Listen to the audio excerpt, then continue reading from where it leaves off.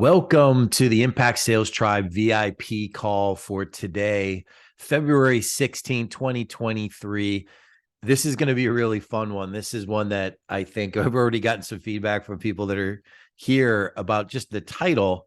And today we're going to be talking about turning no into yes and how you need to approach it, what you need to kind of do. And more importantly, and this is the thing that I think really people need to really dive into, how to avoid getting into that place in the first place. How to avoid getting a no is just as powerful as knowing how to turn that no into a yes. So let's jump right in. Let's start talking about why this is such an impactful topic. Why, no matter who you are, no matter what you're offering, you're going to run into this. You're going to hear people saying no. And if you're not getting no's, reach out, call me and let me know, because you're probably not charging enough for what you do. If everybody's saying yes, you're not getting some no's, you're not getting some pushback, you probably need to charge more. You probably need to take your pricing up. So you're going to hear no's. And the key is figuring out how you navigate it when you get them.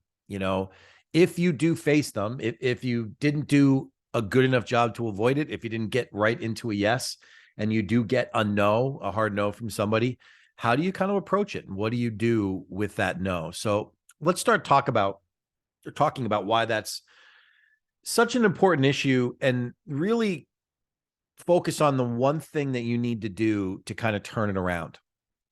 And there's a lot of different ways of going about turning around a no. And I'm going to reference one that everybody that's been through Impact Sales Mastery understands. And I'm going to reference it in a couple of different ways. One being, if you do a great job of doing it up front, you probably don't get the no. And number two, if you do get the no, how you go back and leverage it when you do face it. So, but they all kind of roll around one particular topic. And we're going to talk about what that topic is and why that topic is really the turning point for you in all of this. And it has to do with what I call tapping into your prospects' why.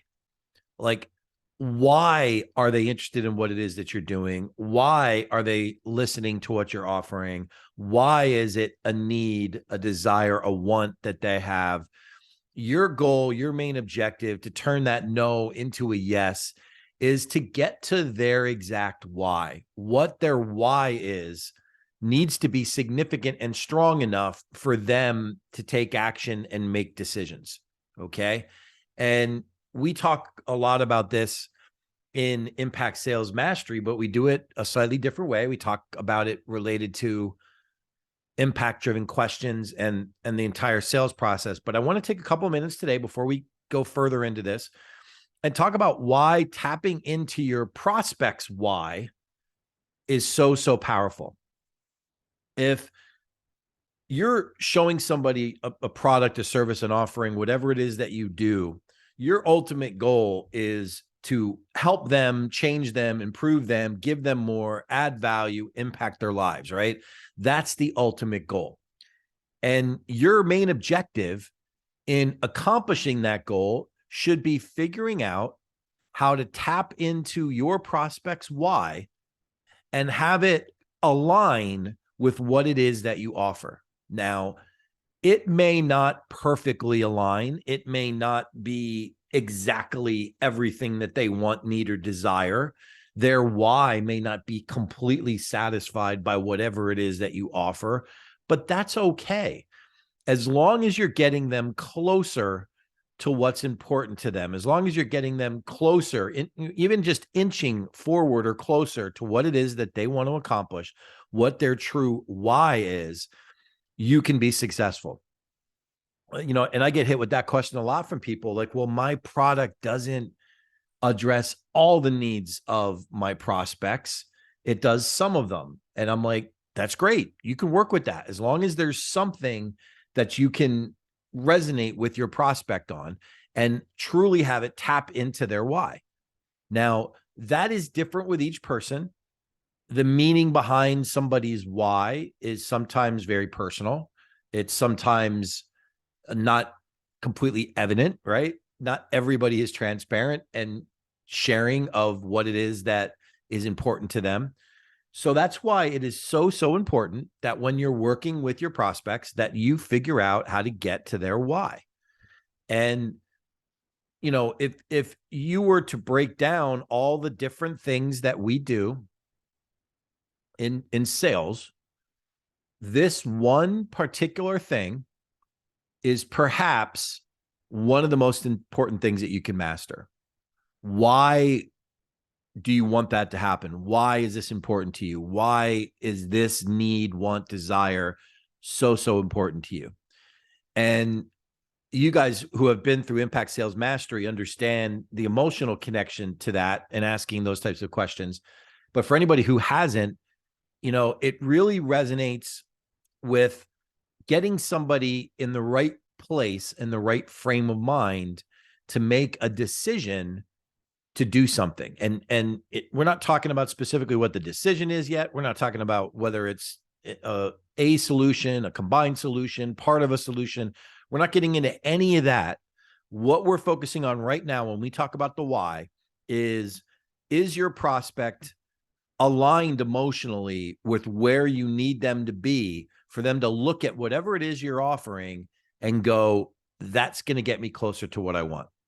That's going to help me accomplish what I want to accomplish, or that's going to make me feel better, look better, have more, do more, get more. Whatever the reasoning is, they need to feel that emotional connection to what it is that you're showing them or describing with them and how it impacts their why. And if you don't drill down on that, if you don't understand that, if you don't know what their why is, what something actually is most important to them is, you're going to struggle. And I'm going to share a story with you because well, number one, I think sharing stories is one of the most powerful things you can do when trying to teach things. And the other thing is I enjoy sharing these types of stories. I think they're impactful in and of themselves. Early in my career, I struggled with this, and I struggled with it not because I didn't know how important it was, because I was, as many of you know, I was blessed. I had some great mentors. I took it upon myself to build on what it was that they taught me. I invested in myself. I developed my skills. I kind of worked at it for many years.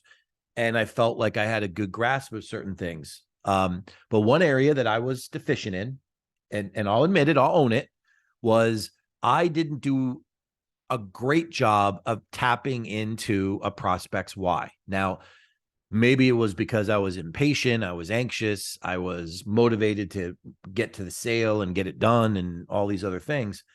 But I think it really, if I'm being honest, I think what it really was is I was uncomfortable making that type of a connection with people.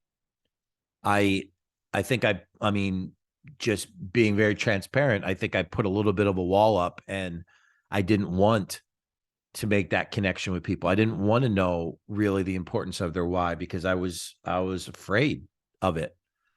And I don't know if that resonates with anybody that's listening today. If you've ever been in that place where you probably should ask somebody something else and you're maybe a little nervous about asking because you don't want to know the answer. And you don't want to know the answer because it might put more pressure on you, or make you feel uncomfortable, or might make them feel uncomfortable because you asked. You just aren't sure what it's going to mean. And as a result, you kind of put that wall up. Well, that was me.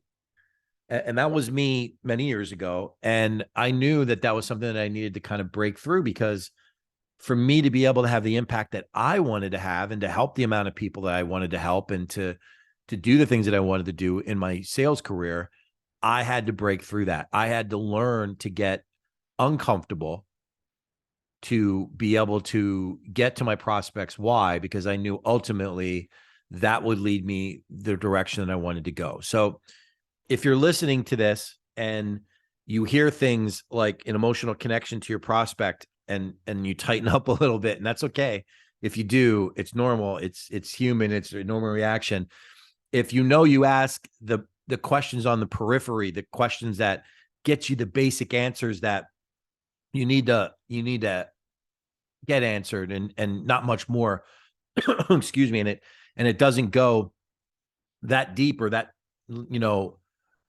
close to that person's true emotion on the subject, you know what I'm talking about. You understand kind of that feeling. Well, to be successful, to really overcome the no, to take that no and make it a yes, you kind of need to understand as much as you can about their why. And I'm going to encourage you to get a little bit more uncomfortable, even if you think you are and are comfortable doing that. I'm willing to bet that for everybody, even to just the smallest degree, there are situations or conversations that you have with prospects where you kind of know at the end of it, I wish I asked them about that.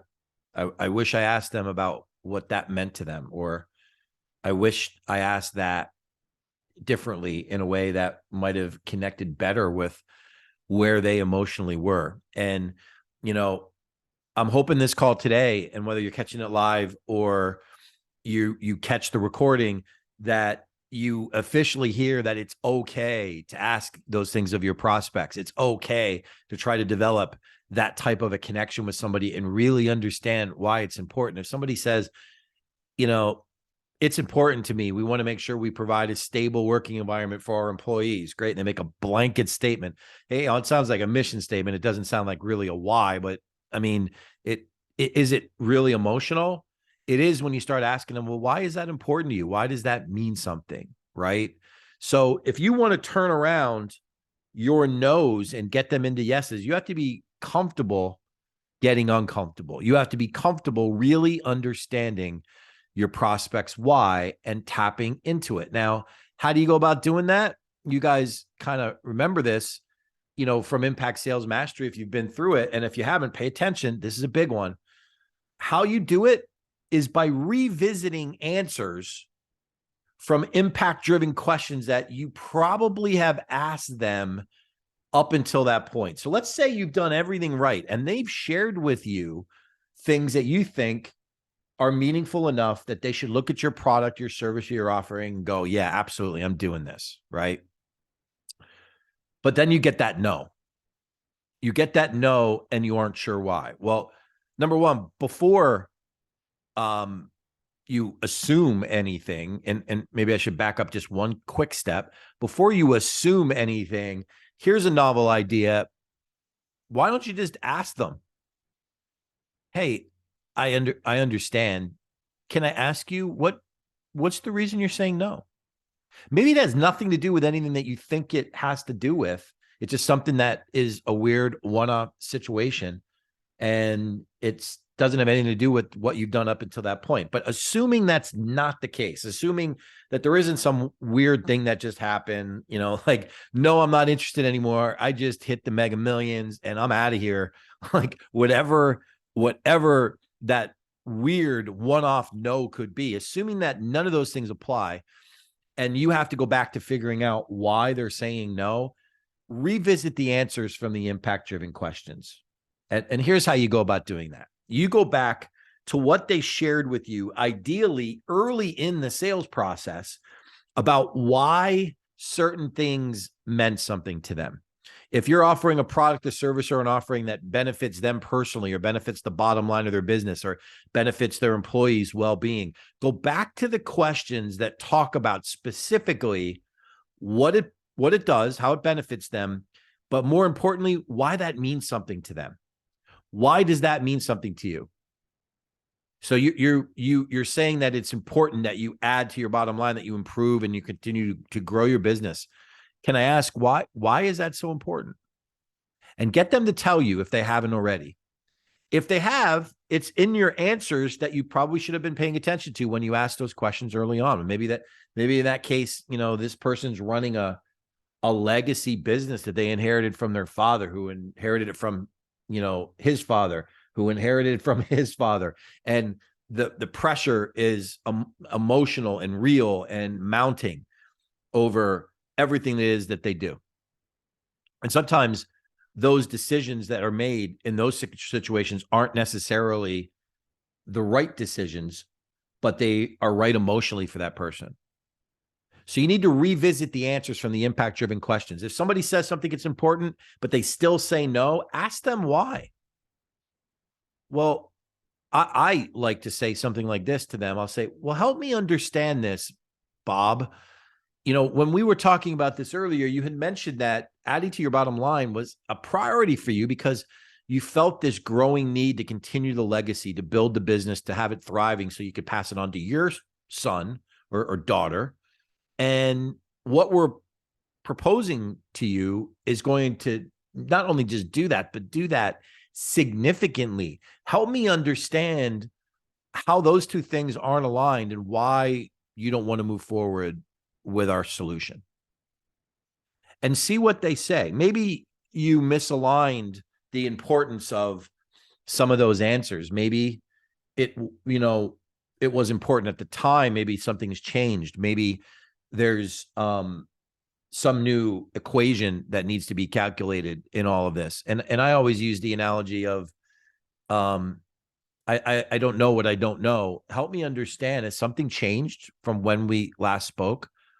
I also often say to people, I usually hear people say no. What I don't hear often is them say no twice. And I say that because a lot of times they'll say no, and then we'll go through a bunch of other things. We'll revisit the answers from their impact-driven questions. And at the end of all that, there's usually some compromise. There's usually some, well, I can't do it now, or I could do it if we make this change, or I could do it if we adjust this price, whatever the reasoning is. So turning that no into a yes really comes from clarity. You have to figure out what's the real reason behind the no. Is it something that's uncontrollable and new? Is it something that you didn't do a good enough job in exploring the process with your prospects? Did you revisit the answers from the impact-driven questions the right way? Did you ask for clarity yourself? Help me understand this, Bob.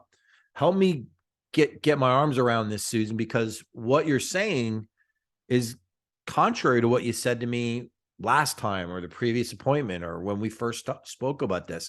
We've delivered on everything that you said that was important to you. What's holding you back? What is the issue? And you need to get to a place, and I know this is going to look familiar for people that are and have gone through Impact Sales Mastery. You need to get to a place where that person is not making a neutral, flat, no, I'm not doing this, unengaged response to what you're asking. They're at the bottom of the pyramid. What you really need to get is you need to get somebody who's literally and completely focused on the emotional aspects of what they're getting from your solution. The emotional aspects of what they're getting are the things that create impact. And you guys remember from ISM, the impact line, we talk about the impact line, the line where you cross over logic and just talking about value, and you enter into the category of emotion or impact. And when you're going to try to overcome a no, if you haven't done any of this, if you haven't had these types of questions already in the process, you can always try to restart, but you better make whatever questions you're asking them tied to emotion.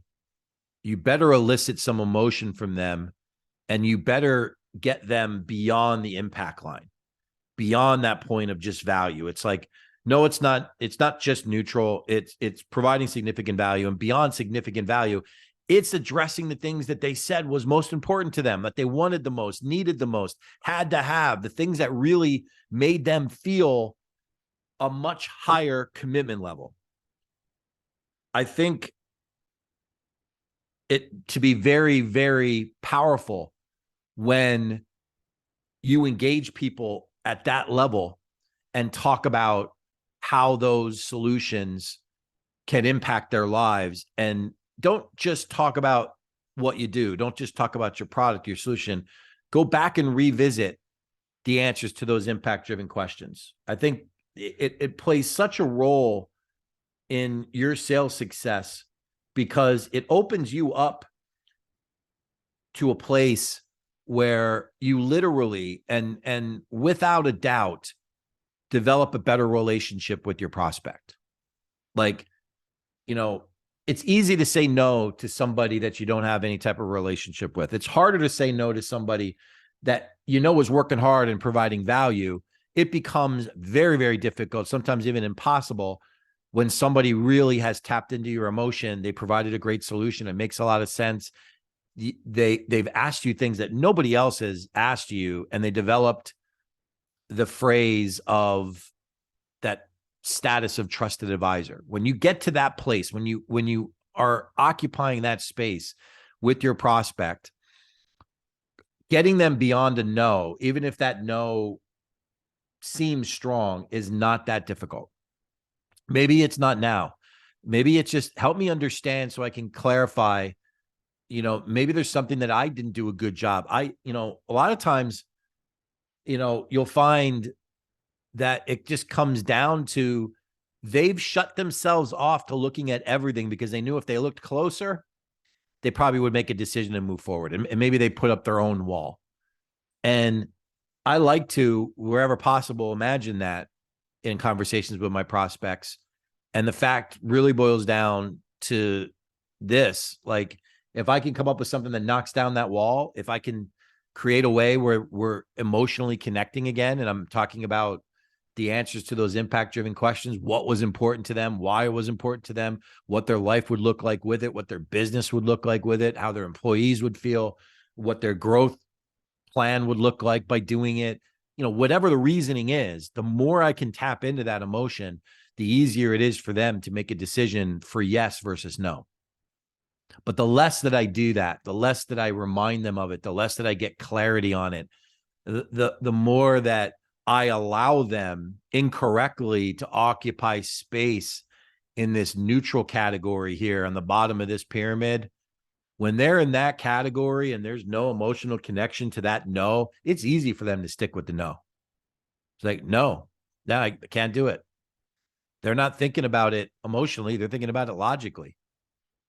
Now, that doesn't mean you're going to turn everybody around. And quite honestly, you probably don't want to turn everybody around. I know that seems weird, me saying it, but if somebody's not in the right place, not financially in the right place, not emotionally in the right place to make a decision to work with you, you don't want them doing it. You want them to move forward when they are in the right place, when they feel like they're ready, where they're going to be a great client, where they're not going to be a problem, where they're not going to be high maintenance. I mean, everybody on this call has probably signed a client at one point or other in their experience, and they regret the day that they signed them as a client. Not because they're not good people, but just because maybe they make you work harder, or it's just more challenging to work with them, or it's more time consuming, or whatever the reasoning is.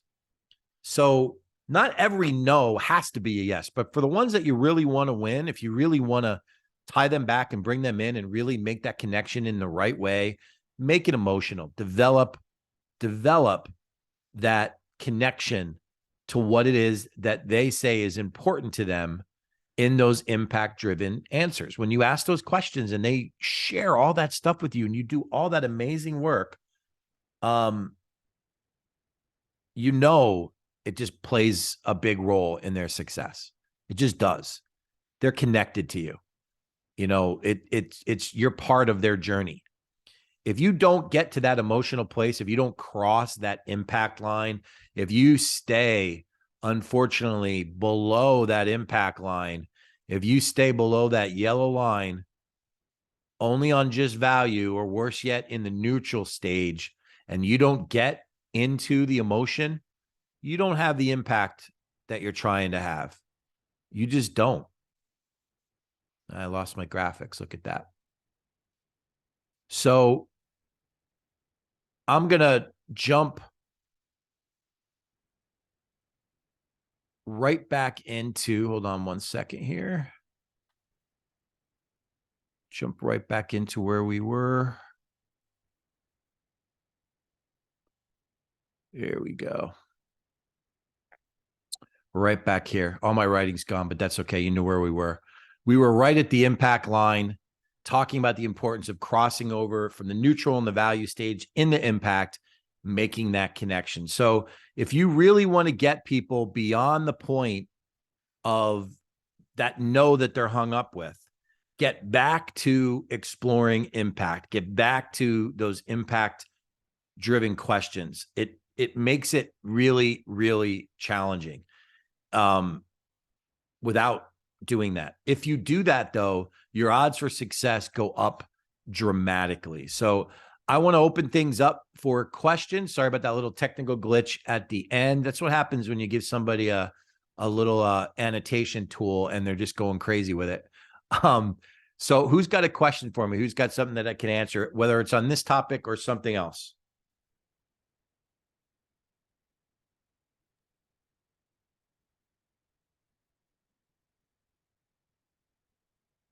Hey Joe, it's Sam.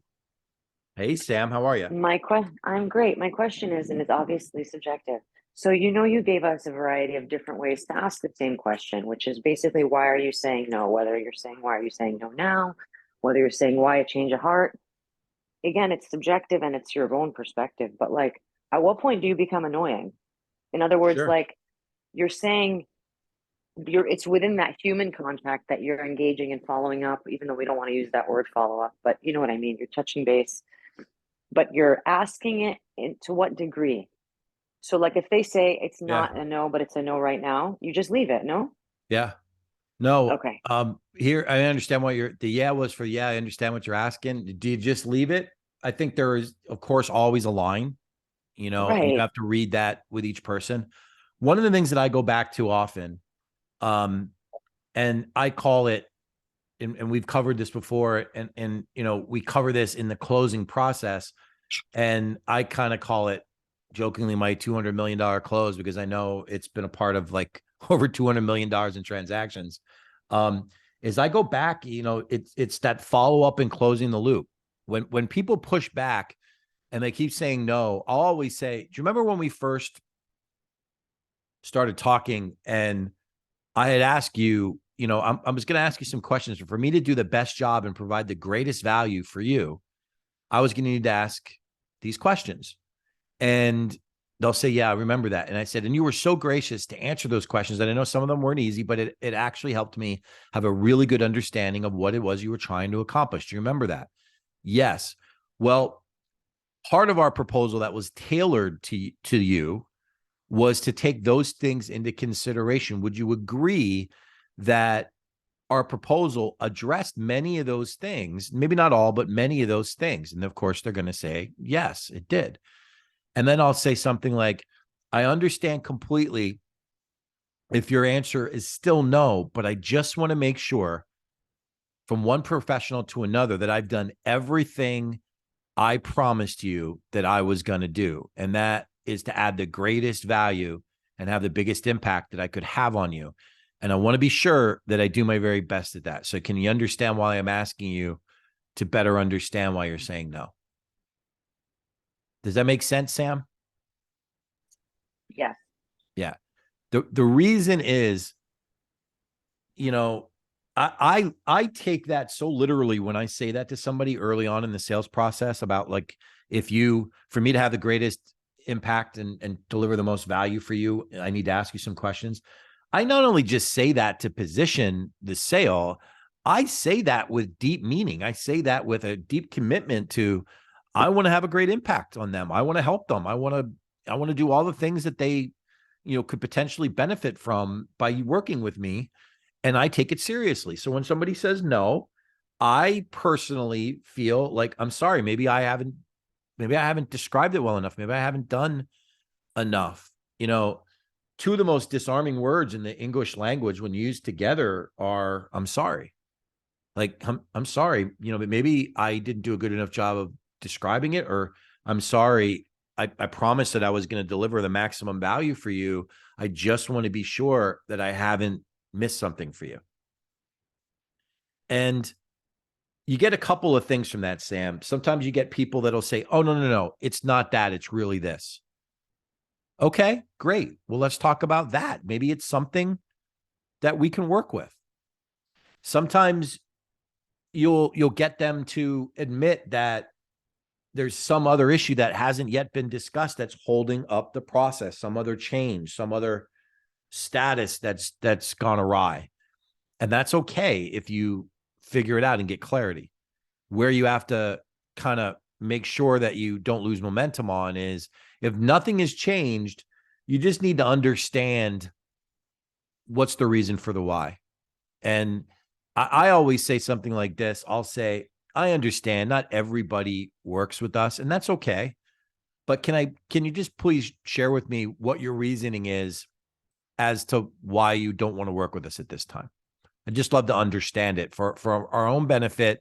So I make sure we deliver the greatest value for the next person that we talk to. And let them tell you, because a lot of times they'll tell you what you need to know. I got it, Joe. Thank you so much. You're welcome. You're welcome. Other questions?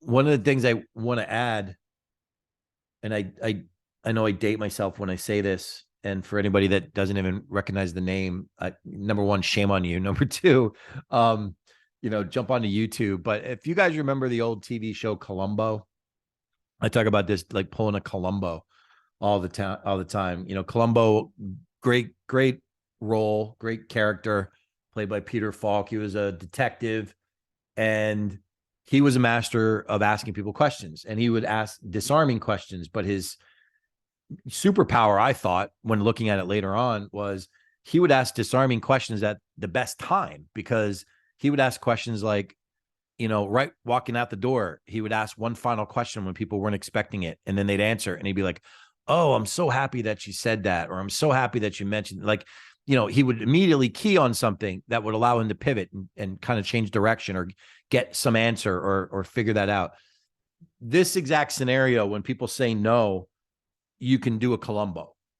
You can turn around and say, "Oh, I'm so happy that you said that. Maybe I didn't do a good enough job describing this. Let me explain this a little bit more. If you'll let me, if for no other reason than just for my own sanity, could I just describe something else to you?" And it gives you another opportunity to talk with them. Okay, some people probably listening to this are like, "Who's Columbo? Like Columbo? Never heard of him." I know somebody out there's heard of him, so make sure if you don't, check it out.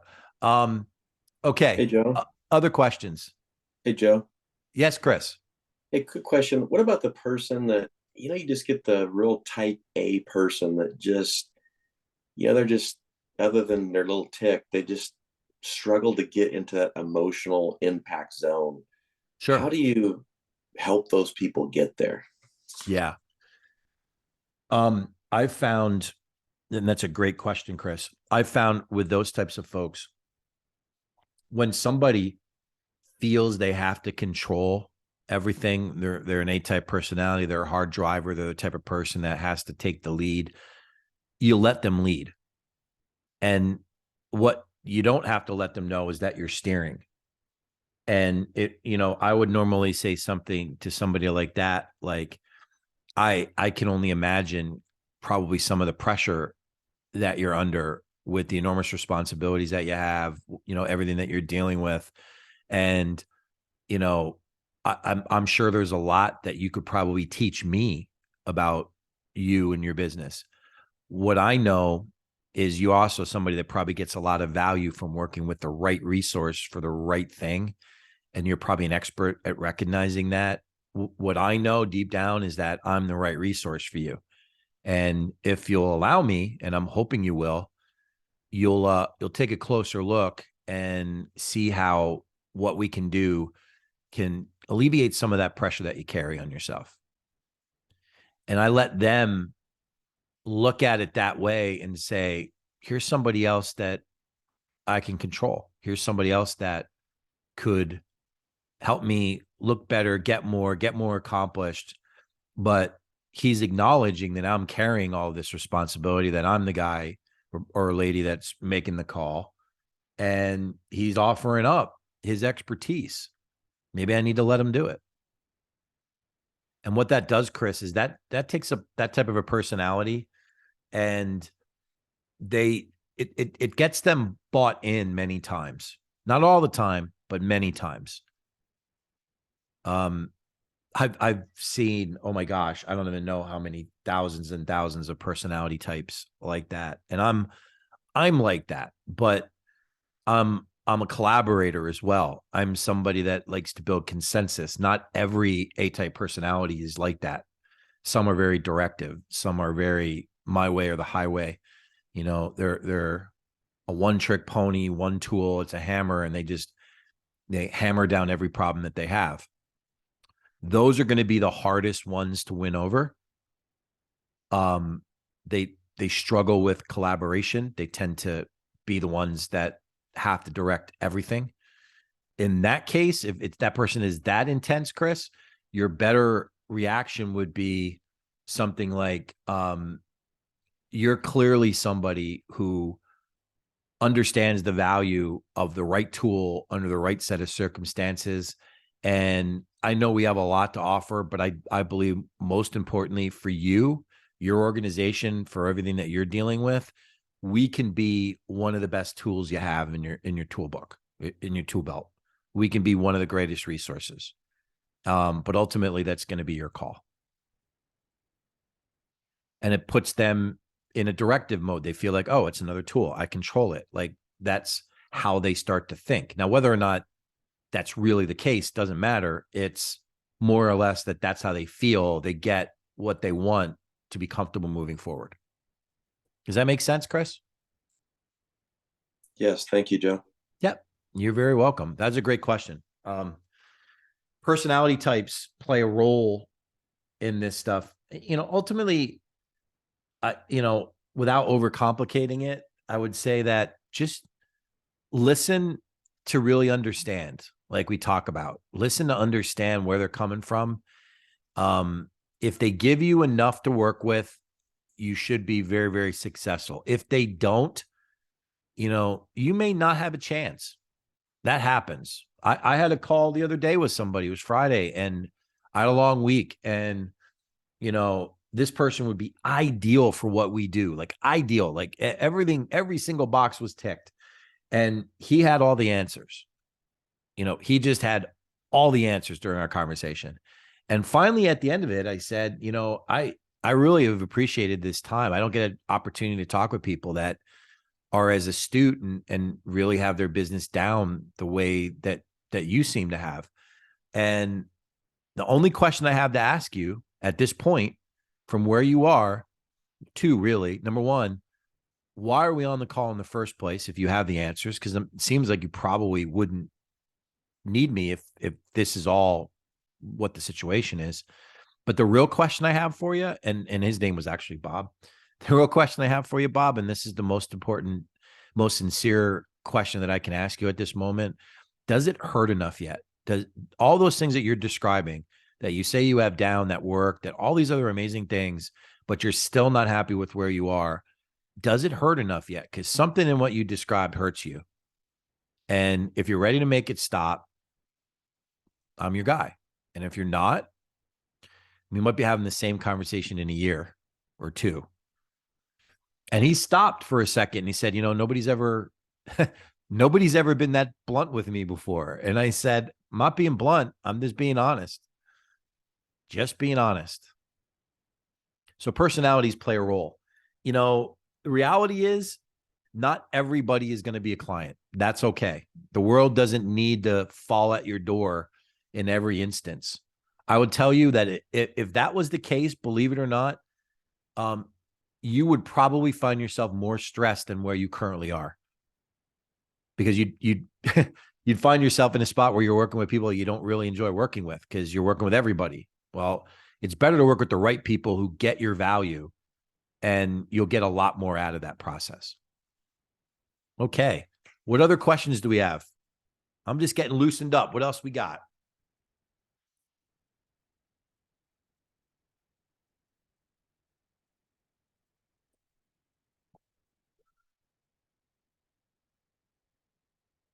Any more questions, guys?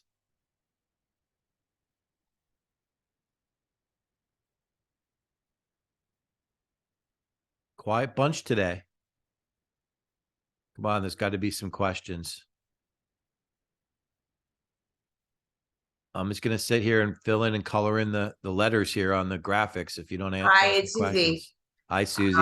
The reason why I don't have a question is because your classes are so effective that I already understand what you're talking about. How about that? Ah, okay. Move right to the head of the list in class.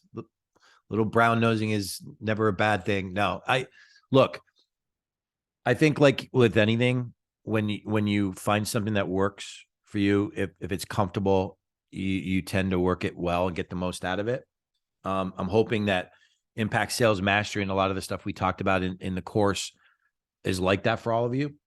If you haven't been through Impact Sales Mastery, you know, it's my great wish that you will go through it and have those things be comfortable. You can utilize these things in so many different environments too. It's not just in sales. It's, you know, there's great communication tools.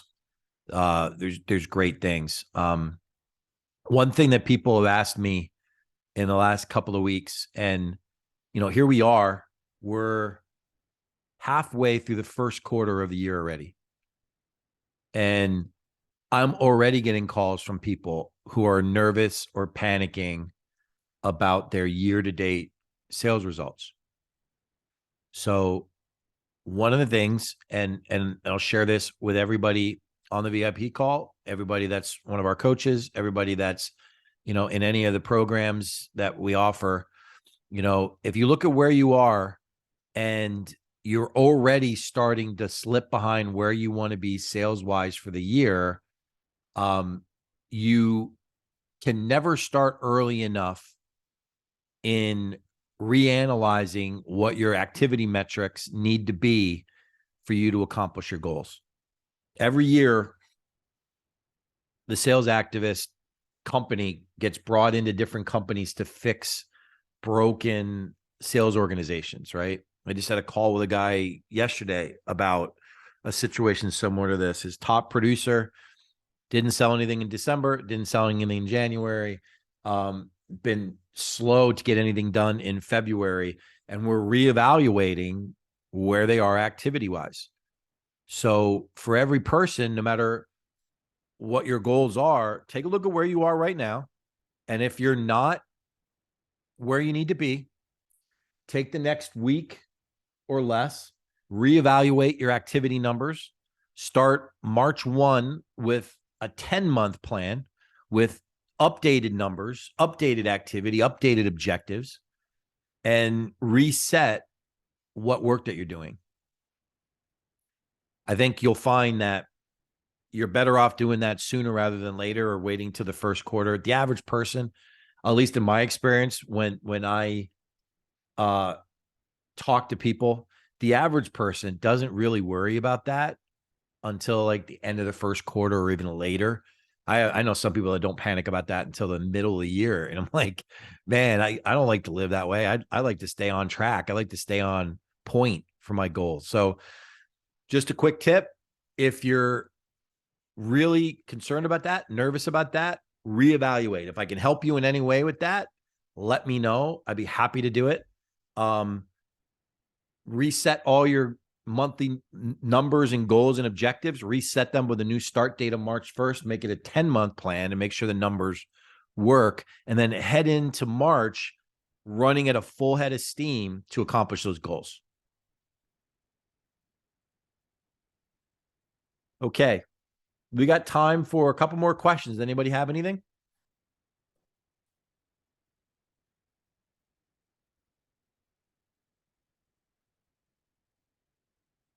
Okay, quiet bunch. Well, I'm going to wrap things up. Just letting you know, we will absolutely be back next week for another VIP call. We're going to be focusing on a couple of really, really interesting topics the next 2 weeks. You want to block off time in your calendar. You want to catch those lives, especially if you have some questions. But if you guys need me for anything, just reach out. Appreciate you very much. And I look forward to catching up with you next week on next week's VIP. I will talk to you soon. Have a great day.